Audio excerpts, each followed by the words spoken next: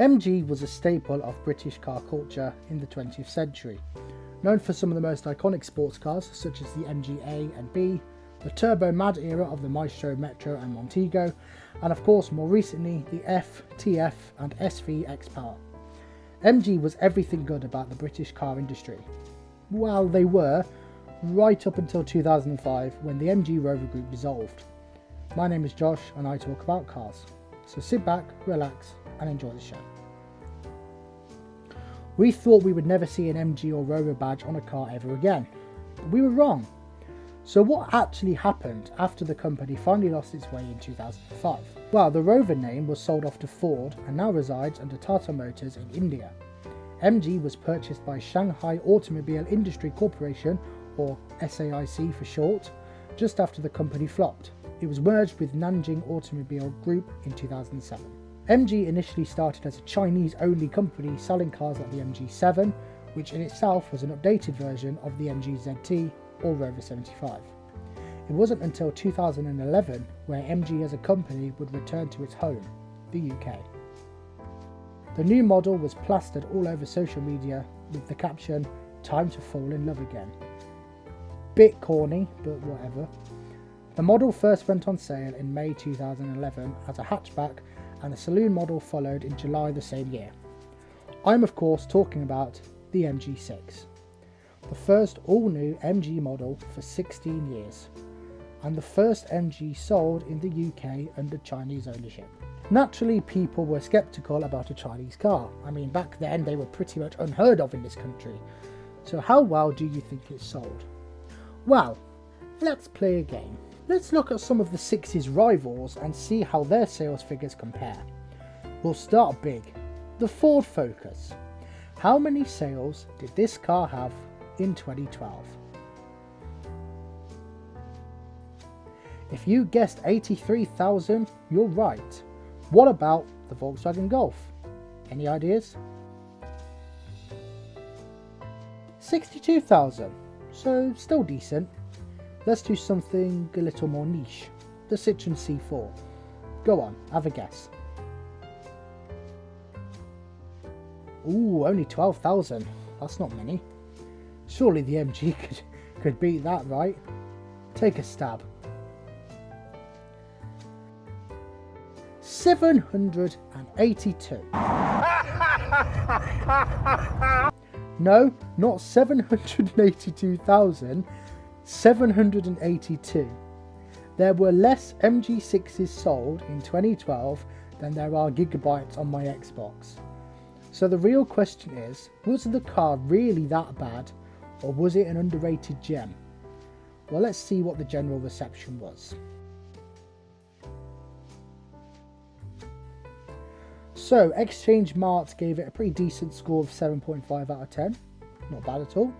They mostly praised its economy and insurance, with their main complaint being space. Okay, that's fine, I guess. We can live with that.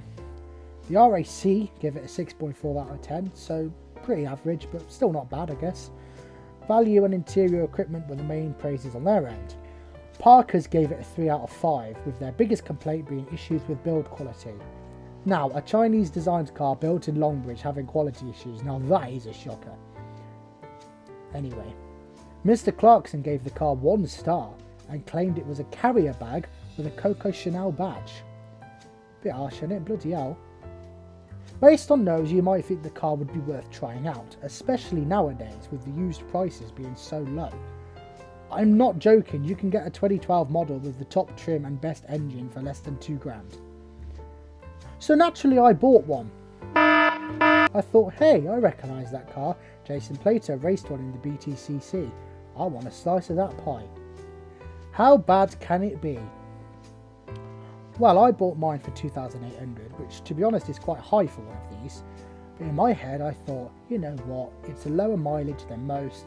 It had 84,000 and it looks to be in great nick. Less than a week after I bought it, the electrics failed. And I don't mean mild infidelity, I mean completely broken. So the MG6 had a system where you had to press the clutch pedal to start the car.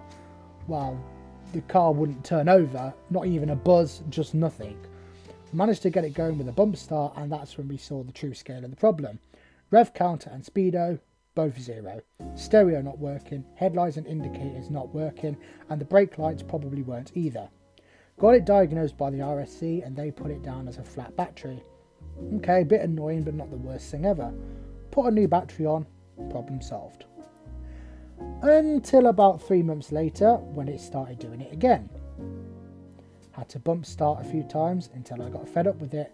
Got it diagnosed as a faulty switch on the clutch pedal. Found a garage who said they could get the part. They said they ordered it and it never came. So I had to go to the dealer.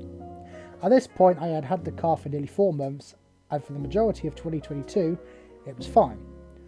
Right up until September, or the MOT month. I will put a screenshot now of everything the car failed on.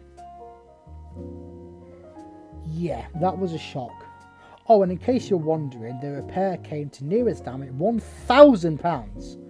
But you know, needs must. Going into 2023, it was relatively trouble-free. 2024 was when the next issue happened. The handbrake was ruined. Tried to get a replacement. This is where the problems really started. You cannot get spare parts unless you source the parts yourself from a specialist.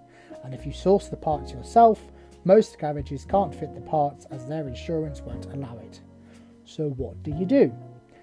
It was so bad that the garage I took it to even said that they might have to write the car off as it's not safe to drive.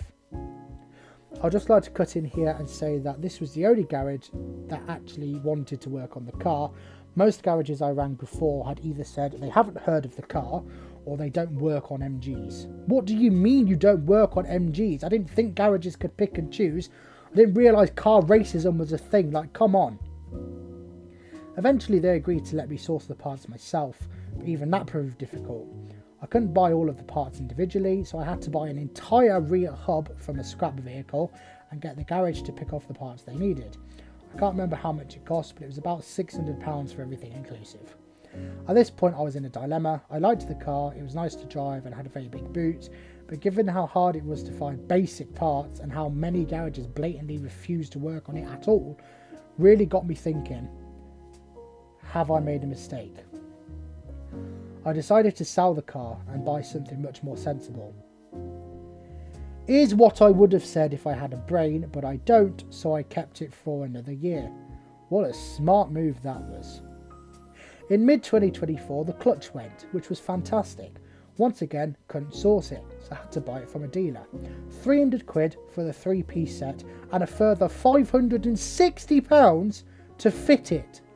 And then a few days later the turbo hose came off while accelerating and the car went into limp home mode. The final straw was when the front coil spring snapped when I went over a speed bump in a car park at 5 miles an hour. The broken spring was rubbing against the tyre, so I couldn't drive it.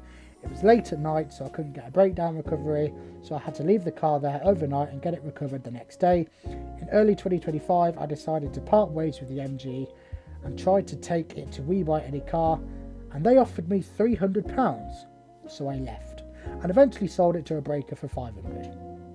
Now I'm not saying every single MG6 is like this, this was just my experience. I know there were plenty of owners that have no issues, but my gosh it was a pain in the ass. If anyone's wondering, I now drive a Mark 1 facelifted Citroen C4, which has already been a much better experience. The MG was not a bad car by any means. It was comfortable, great fun to drive, it looked great, it had a very big boot for its class. Whether I was just unlucky and my timing was all wrong, I don't know. Did you have an MG6? What was your experience? Share in the comments. Well, that's it for today's video. If you like these long form videos, then do consider subscribing as I have plenty more to come. For now, take care, God bless, and see you next time.